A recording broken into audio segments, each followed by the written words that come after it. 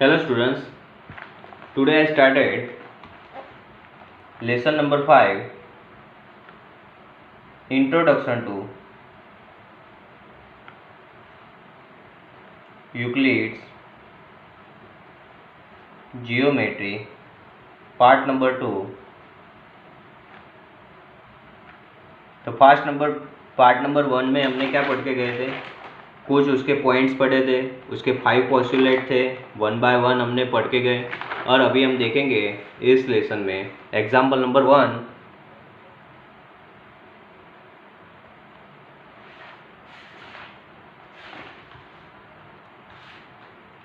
Now the example number 1. If A, B and C are 3 points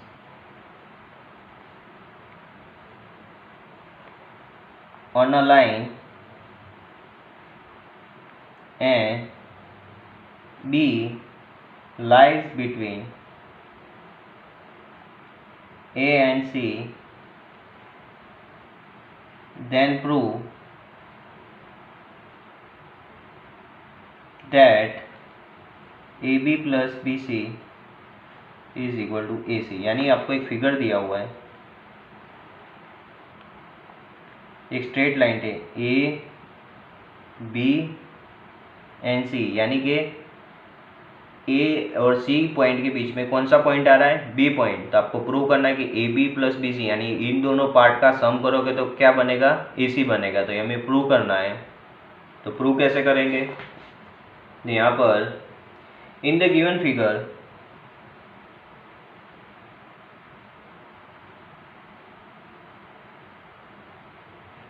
कि पूरा AC में 2 part बन रहे, AB और क्या बन रहा है? BC। तो AC coincides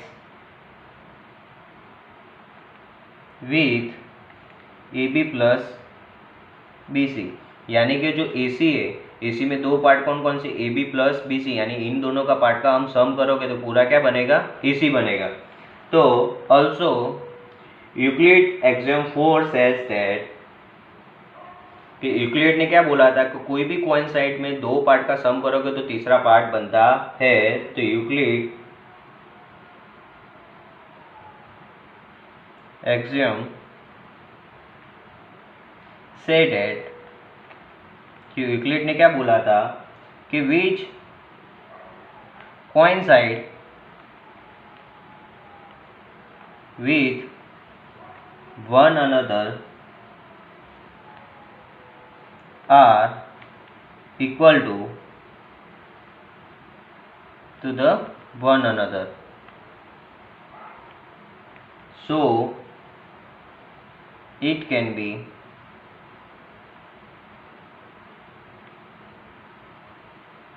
deduced that AB plus BC is equal to,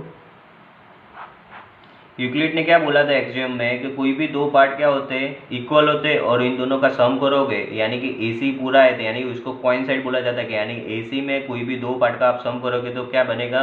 पूरा का पूरा पार्ट, यानी कि इन दोनों पार्ट का सम करोगे AB प्लस BC करोगे तो क्या बनेगा? AC। यानी कि एग्जाम्पल 1 में क्या बोला था कि ABC आर 3 पॉइंट, यानी कि कोई भी लाइन में 3 पॉइंट है और बीच वाला पॉइंट कौन सा था? B था। तो हमें कि AB plus BC equal to prove करना है। तो AC पूरा क्या है? कोइंसाइड है, पूरा AC क्या है? Coincide with AB plus BC। तो यूक्लिड ने क्या बोला था? यूक्लिड ने बोला था कि coincide with one another are equal to the one other, यानी कोई भी एक पार्ट एक दूसरे से क्या होते? इक्वल होते, यानी इन दोनों का सम करोगे तो क्या बनेगा? हमें AC बन जाएगा। तो ये हो गया हमारा एग्जाम्पल नंबर 1। अभी स्टार्ट करते हैं exercise 5.1।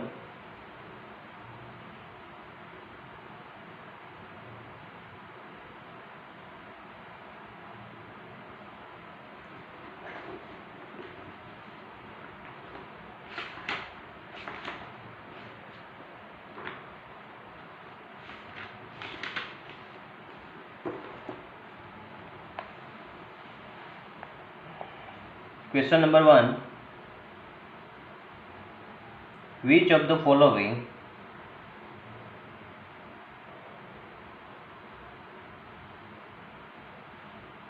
statements are true and which are false। यानी कि आपको स्टेटमेंट दिया जाएगा कौन सा ट्रू और कौन सा फॉल्स है आपको बताना है। तो फर्स्ट क्वेश्चन है तो only one line can pass through a single point.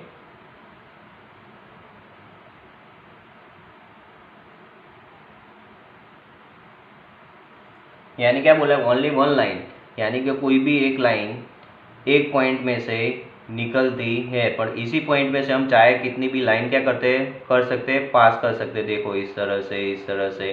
तो एक पॉइंट में ओनली एक लाइन पास नहीं होती, एक पॉइंट में बहुत ज़्यादा भी लाइन क्या होती है, पास कर सकते थे। तो फर्स्ट स्टेटमेंट हमारा क्या होगा, फॉल्स। यानी कि only one line can pass through a single point, यानी एक सिंगल पॉइंट में से ओनली पर एक ही लाइन निकलती है, एक ही लाइन क्या होती है, पास होती है। ऐसा जरूरी नहीं है, एक सिंगल पॉइंट में बहुत ज़्यादा लाइन क्या होती है, इनफाइनाइटली लाइन क्या होती है, पास होती है। तो फर्स्ट स्टेटमेंट हमारा क्या हुआ, फॉल्स। सेकंड कि there are an infinite number of lines which pass through the two distinct points।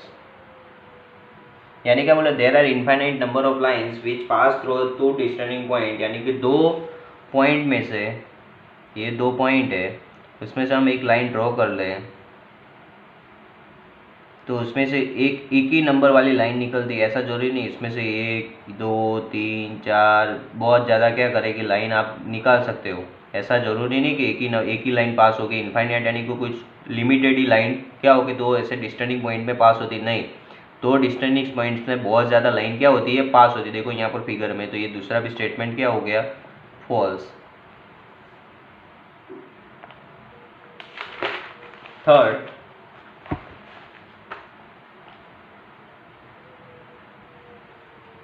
a terminated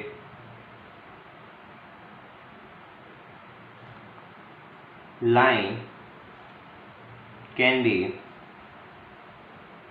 produced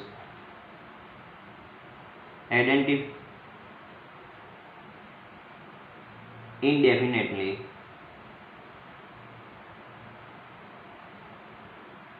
on both the sides। ये तो मालूम है कि पॉस्टुलेट नंबर कौन सा था, कि एक टर्मिनेटेड लाइन में से प्रोड्यूस डेफिनेटली एक लाइन क्या होती है, पास होती है। तो पॉस्टुलेट नंबर 2 था, तो ये हमारा क्या है, ट्रू। कौन सा था, postulate number 2। 4, if two circles are equal, दो सर्कल इक्वल है, तो then there radii are equal. ऐसे कि दो सर्कल, ये दो सर्कल क्या है, इक्वल है, तो उसकी जो रेडियस भी क्या होगी, इक्वल ही होगी। ये तो क्या है, ट्रू। ये तो फिगर से ही मालूम चलता है कि दो सर्कल के पास दो सर्कल सेम हो तो उसकी रेडियस भी क्या होगी, सेम होगी। Fifth, in the following figure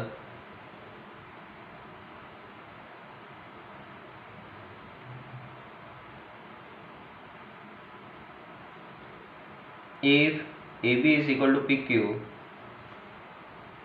PQ is equal to XY, then AB is equal to XY।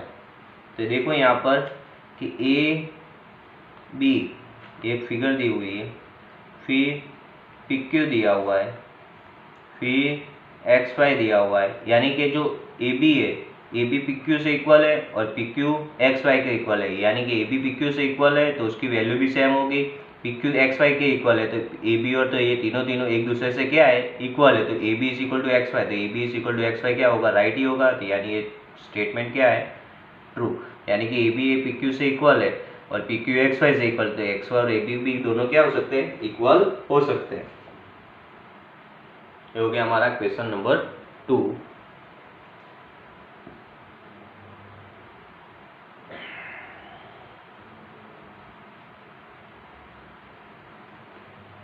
Now question number 2.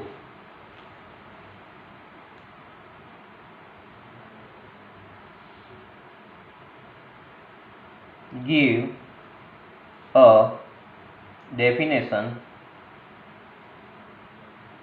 for each of the following terms.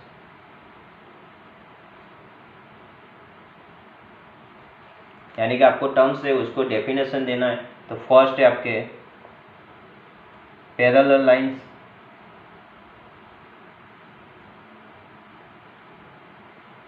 तो पैरेलल लाइन की definition क्या होती है,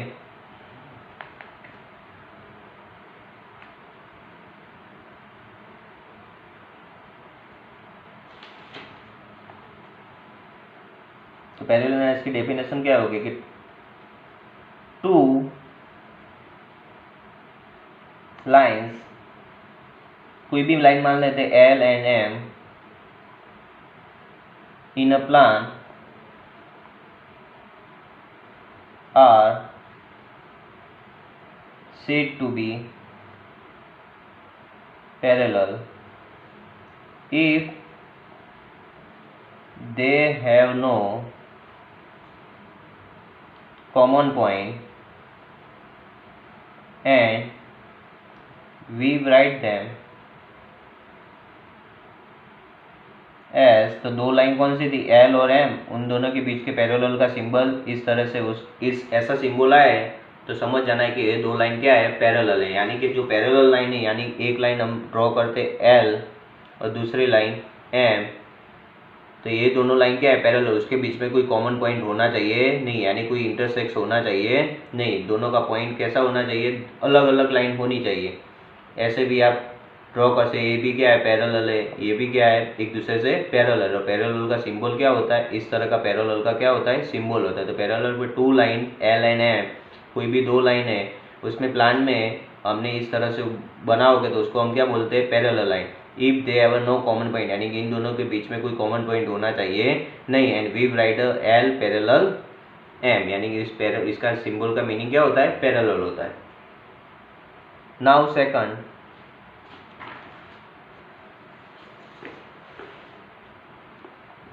perpendicular lines,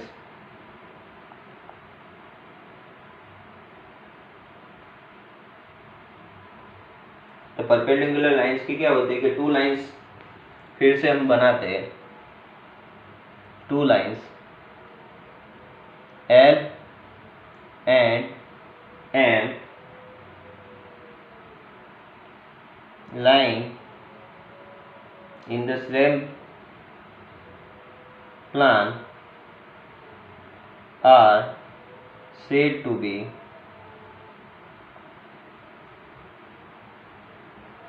perpendicular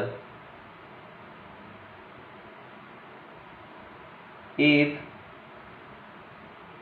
they form a right angles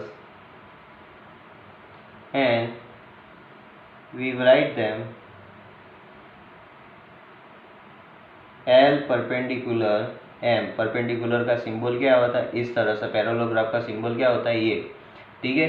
तो दो कोई भी line है इस तरह से, एक लाइन ये, एक लाइन ये, और उसके ऊपर जो परपेंडिकुलर होता है, तो ये परपेंडिकुलर क्या होता है, एल आर्क, ये पूरा उल्टा टी, तो यहाँ पर क्या होता है, राइट एंगल बनता है, यहाँ पर भी क्या होता है, राइट एंगल, यानी कि दो लाइन के बीच में कोई भी एक राइट एंगल बनता है, तो उसको हम क्या बोलते हैं, परपेंडिकुलर लाइंस। उसको क्या बोलते हैं कि दो लाइन के बीच में कोई राइट एंगल बनेगा तो उसको हम क्या बोलेंगे, परपेंडिकुलर लाइंस। तो ये हो गया हमारा क्वेश्चन नंबर 2 की सेकंड नंबर की टर्म्स की डेफिनेशन। अभी थर्ड नंबर है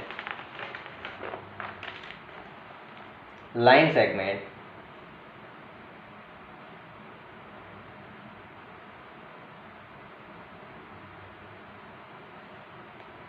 तो अ लाइन सेगमेंट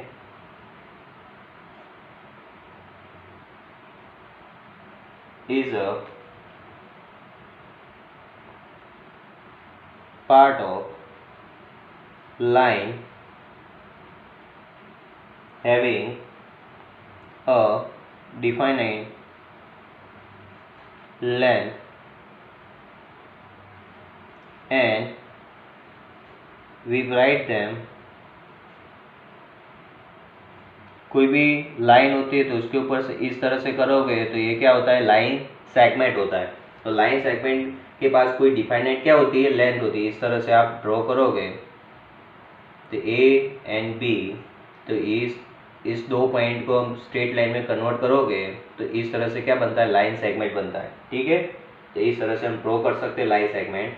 तो उसकी जो सिंबल है वो क्या होता है, स्ट्रेट लाइन। इस तरह से आप उसका सिंबल है स्ट्रेट लाइन सेगमेंट का। अभी फोर्थ नंबर है radius of circle. The distance from the center to a point on the circle is called radius। यानी कोई सर्कल होता है, आप ये बीच का सेंटर है, सेंटर से सर्कल तक जाओगे तो उसको हम क्या बोलते हैं, रेडियस। रेडियस का लेटर क्या होता है, आर। तो कोई सर्कल से ऐसे भी जा सकते हो, तो यहाँ से कोई सेंटर से आप सर्कल तक जाते हो तो उसको हम क्या बोलते हैं, रेडियस बोलते हैं। ये भी रेडियस है, ये भी क्या है, रेडियस है, ये भी क्या है, रेडियस है। तो यहाँ सर्कल से कोई सेंटर से कोई सर्कल तक जाते हो तो ये सारी की सारी क्या होती है, रेडियस होती है। लास्ट है हमारा square.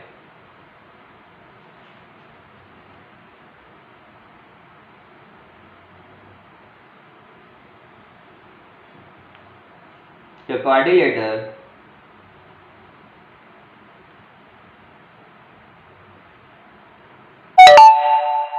in which all the four angles